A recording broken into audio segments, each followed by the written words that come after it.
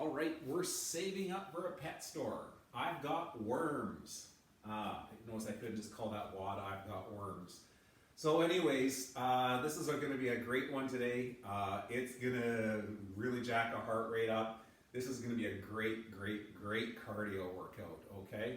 And it's also a chance to get stronger too. So with that, how it's going to work is we've got 6 rounds for time, okay? So you're going to want to put some time on the clock, and you're going to have this clock visible to you for when you're done each round here. Because how it's going to work, you're going to take off, you're going to do the complete round of work, which is 200-meter run, 15 jumping air squats, 10 burpees, and then you're going to rest 1-to-1. So when I say rest 1-to-1, as soon as you're done that first round, and I say you're done that 2.5 minutes, you're going to go write that down in your book so you can track your time, and you are going to rest for 2.5 minutes. So because it's a 1-to-1 ratio, I want you to push your pace, okay? You're resting as much as you're working. And we want to try to keep our actual rounds fairly consistent in time. You might actually get a little faster for a few, and hopefully you can hang on to that right through all 6 rounds. So you're going to need a mapped out distance on your street. You can go out to the track, right? And you can run that 100-meter course down and back. That's your 100-meter, that's your 200-meter run. At 200 meters, you are about the length of a full block. You have to go the full distance of a block to get about 100 meters in. So with that, keeping that in mind, you have your 200-meter course. Take off on the run, you come back, you immediately go into 15 jumping air squats. So our jumping air squats, right? We're down in our squat position and we're jumping off the ground, okay? We want to land soft. I don't want you to put too much shock and tension into those knees, but I do want you to get those feet off the ground in that jump. So we're here, right? 15 jumps. So from the side, I'm still keeping my squat position, right? And I am landing those, okay? So again, you just want to be soft on those knees when you're landing them. So 15 of them. Once you're done those 15, it's our good old friend, Mr. Burpee. So burpees are down.